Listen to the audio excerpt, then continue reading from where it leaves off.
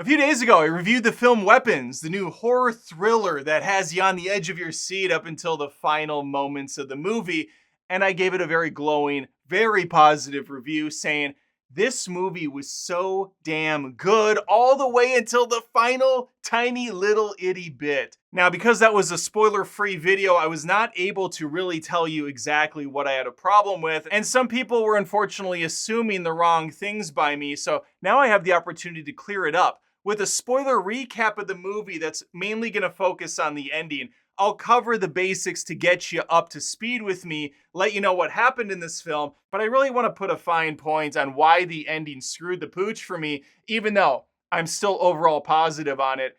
That was such a disappointing final moment. Let's talk about it right now.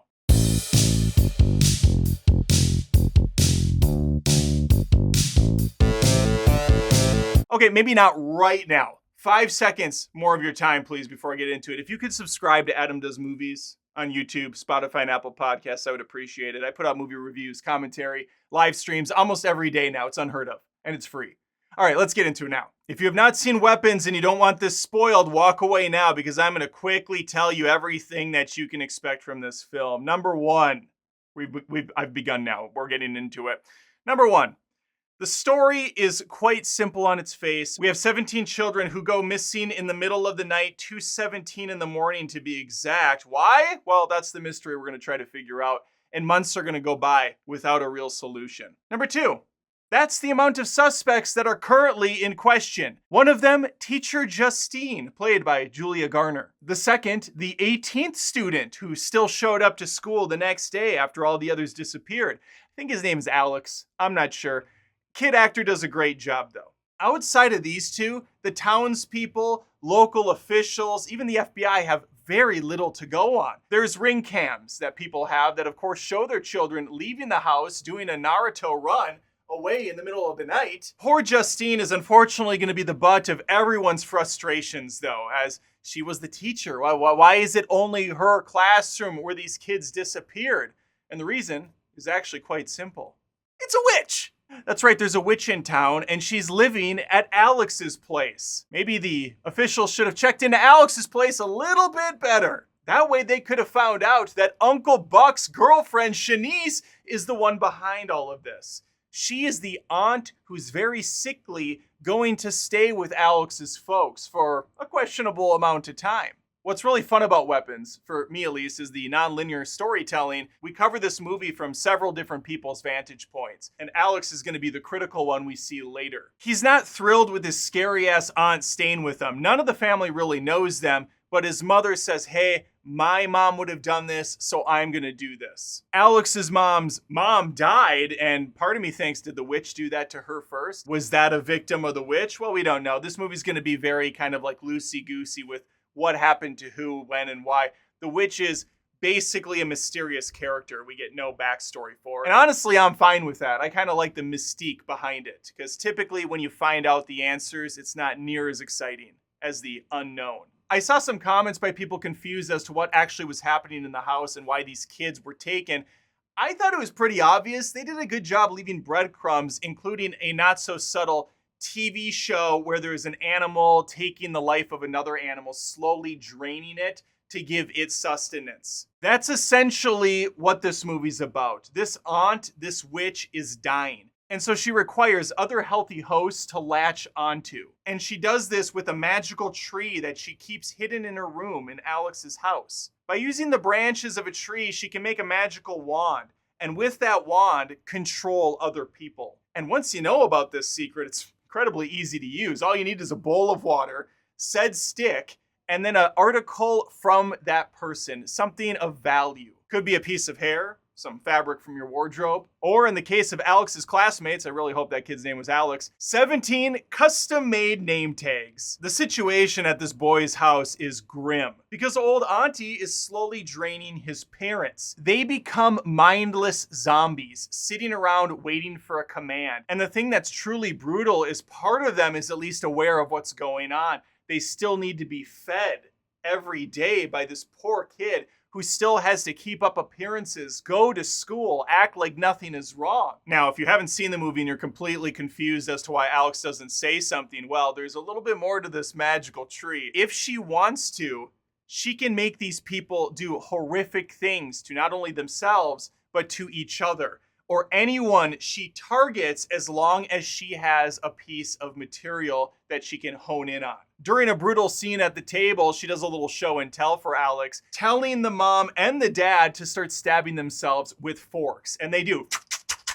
Just going at the face until she tells them to stop. Another fun thing you can do with this is you can sick someone on someone else, which she does a couple times later in the movie. The teacher at one point starts to sniff around the house, so she gets some of her hair, wraps it around the stick, and then snaps the stick, which then makes weapons out of her zombies to go after her. So how do the kids come into play? Well, after draining the life of the two parents for some time, she's still not getting better. She needs more bodies. And that's when Alex has to truly do the unthinkable. He needs to grab all those name tags from school, which he successfully does, puts them in his backpack, brings them home, and that's gonna give her full control of these kids. She's got her sticks, she's got her bowl, she's got her little homemade brew, and then she picks up the last piece of it, which is a magical bell.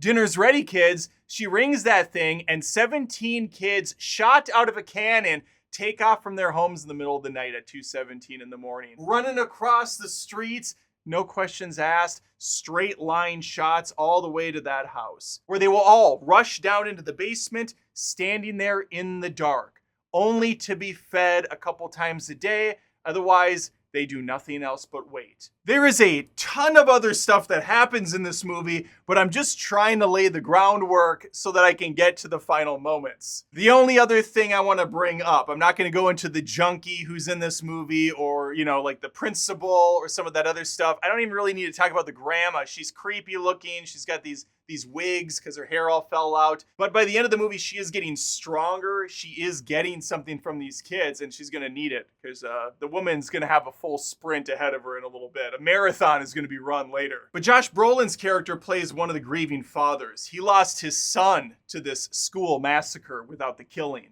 He does have a nightmare where there's an AR-15 over a house with the 217. And there's some imagery that I don't think goes exactly where the director intended. There's a lot of commentary here, of course, about weaponizing kids and how we're not paying enough attention to school, or the teachers or the faculty or the parents are not doing a good enough job of looking at their kids and hearing them and seeing them and understanding that something's wrong with them, if there is something wrong with them. There is some good commentary for sure that you could probably glean out of this on a further watch or two. But for now, I want to just focus on Josh Brolin's character. He's hurting. He's going to figure out, with the help of the teacher, that, hey, these kids all ran in a straight line, and he actually goes to the houses of the victims, and he starts drawing lines on a map, and he can pinpoint where they're going, and he cross-references that with the teacher's discoveries, and that leads them to the house in the final act of the movie. They get into this house, a fight breaks out, they're struggling against the zombie parents and the druggie. Alex makes his way upstairs. God, I hope his name is Alex. He runs into the back room, shuts the door, and he actually uses the old lady's magic against her. He has access to the tree. He grabs a branch. He grabs one of her wig hairs, wraps it around, and snaps that shit, weaponizing all 17 of these kids to go after the old lady, and they fucking do. She takes off like a bat out of hell while they're busting through windows, sprinting full bore. We get this great little chase montage of them going through houses, running across yards. This is going on for a good chunk of time, and it's freaking cathartic. It is amazing to watch. I'm all in on this. I'm loving it. So in my review, when I said the final moments were disappointing, I truly mean the final moments. 30 seconds is all that disappointed me. But that 30 seconds was enough for me to really think about the movie review and share with you that it really let me down. But anyway, they chase this old lady across the yard and they fucking rip the crap out of her. They're just pulling parts apart. They take her jaw, they rip it off. The whole head comes off. You have 17 kids. That's 34 fists of fury going at this lady. When they are done with the hunt, and inevitably the kill, they just stand there as drones again, waiting for their next command. Because what the movie hasn't really told us at this point is what happens when the kids are done being controlled. What happens when you don't need to give them commands anymore? Nothing, really. Essentially, they're vegetables. In the final moments of the movie, Josh Brolin runs across all the destruction, catches up to the kids, looks around, and he finds his son. We get that reunion. Incredibly bittersweet, of course, because the son doesn't recognize his dad. He's just, a zombie. Dad hugs him, he picks him up, he carries him, and we get a narration, no more than a few sentences to play us out. This comes from the voice of a young girl who we hear narrate throughout the movie. She introduces the film, and she even points out that the story is very real, even though it's not, but it's very real in this fictitious universe about these kids, and how it was such a shame for the town, and how it was such an embarrassment by law enforcement that they could not figure this out sooner, because it was so obvious when you put it together. And she will once in a blue moon jump in and say a couple more things, but for the most part, we don't hear from her much. We also don't know who this girl is. Now, I'm going to tell you how this ends, and then I'm going to give you my thoughts. As Brolin's walking towards the camera, sad and happy and confused and a lot of emotions, he's got his child back. The little girl explains how time has passed and the kids are maybe starting to show some signs of improvement. Some have even learned to speak again. And that's it. Movie closes just like that. The implication, I think it's kind of obvious, or I'm an idiot, both can be true, I guess, at the same time, is that she is one of the survivors. And she's able to recollect exactly what went down. This movie is told through her lens. So she seems to have fully recovered, at least from a verbal standpoint. I'm sure there's plenty of mental instability up there. But for the most part, she's cognitively there. And so that gives a little bit of hope. However, and here's the big however, I wanted some emotion tied to this film. I wanted to feel something, and the movie robs us of it, which is so unfortunate because the film is over 2 hours long. It had plenty of time to round this out. We didn't need to have so many extended sequences with the junkie running away from the cop and whatnot. There's a lot of little vignettes that did not need to exist. Like the cop's wife, for instance, attacking the poor teacher while she's just trying to get some liquor. It wasn't really necessary. And I've been saying this for years. It's the biggest pet peeve of mine with movie scripts. I'm watching a movie, so show me, don't tell me. Someone said in the comments, shout out to the stranger in the comments that said this, because it's pretty much exactly what I was thinking when the movie ended. Instead of this girl narrating and then the movie just ending super abruptly, no more than 15 seconds after he hugs his kid for the first time, we could have gone a few different ways about this. Here's my example, and then I'll give you his. We have one additional scene that's years later. I think they might have jumped in time at the end of the movie by a couple years. I'm not sure. I apologize if they had like a little time jump, but we'll do a time jump. Keep in mind, this narrator girl is pretty young still. We see her again, and she's finishing this story off. Then the camera can just slightly move over to the surviving kids, and it can slowly focus in on her character. So we know, yes, she was a survivor. There's hope. And then maybe the camera shows the audience and its parents and their surviving children, and they're physically and mentally sound once more. That would have been a really nice way to wrap things up. And now that I'm saying this out loud, it's not necessarily true that the girl doing the narration is literally speaking out loud to someone. This could be just her thoughts, and this girl is fully a vegetable still. That's what I mean. Like, the movie just does not close in a satisfactory way. And some might like that and say, oh, I like that it's very obscure, a little bit abstract. You can make your own ending. Fuck that. I want some closure, damn it. I spent some time with these people. Give me a satisfying conclusion. It's a problem I've had with a lot of more modern movies, especially in the horror space, where they feel like they have to almost go out of their way to subvert expectations, to make that ending just a little bit of a jab on the audience member who maybe expected something a little bit more concrete.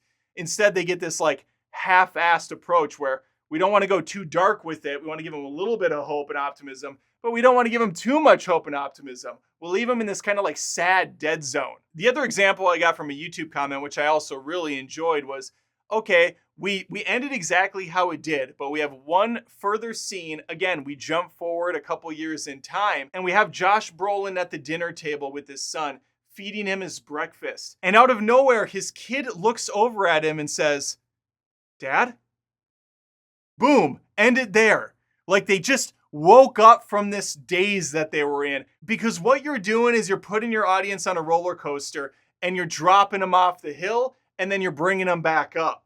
You can take whichever way you want for that analogy, whether the down is the bad, scary, and the up is the good, or vice versa. Regardless, you hit them with a somber note. Okay, these kids are done for. They're zombies. They're vegetables. They were saved. The parents got closure, but at what was the point of all of this when these kids are essentially dead anyways? And then bam, you jump forward and you hit us with the high. You hit us with that little dopamine punch that says, yes, there is hope. Holy crap, he snapped out of it. He's back. This wasn't all for nothing. That to me is how you hit the emotional core of the film. Instead of this, oh my God, you're loving this movie, huh? Well, fuck you. I'm not going any further with it. You can make up the ending yourself. And so there you have it, my fully formed thoughts on Weapons and why I was so disheartened by the ending. Not because I wanted some happy, glowing, feel-goodery ending, would have been great, but mainly because I like to feel things when I'm watching a movie, and the movie didn't bring me there. It didn't make me feel sick to my stomach sad at the end, which that works fine. I saw that recently in Talk to Me, a very disturbing ending, which worked very well. Nor did it give me that hopeful ending that also would have been fantastic. You get my point. I'll leave it there. Let me know in the comments what you thought. If you're a little bit higher on this than I am, you're like, this was the best movie of the year easily, unmatched from front to back. Or if you're in my boat and you thought this was really well crafted, you can definitely tell some of the David Fincher inspiration in this movie, a director I absolutely adore. He apparently gave some insight in the editing, the coloring, and all that stuff, and it shows. It was well paid off here for Zach. Or maybe the ending was enough to piss you off to the point where you hated it. Let me know your thoughts. Please, again, think of subbing to Adam Does Movies on YouTube, Spotify, and Apple Podcasts. We'd love to have you stick around, and hopefully, we'll catch you next time. Take care. If you appreciate my content, I am a one-man band. This is a ton of work, and you want a way to give back. Head on over to patreon.com/AdamDoesMovies. There's tons of exclusive perks over there. Look at these awesome supporters so far. There's some of the best people on this planet, and you could be one of them. You could be right there alongside, and I would appreciate it.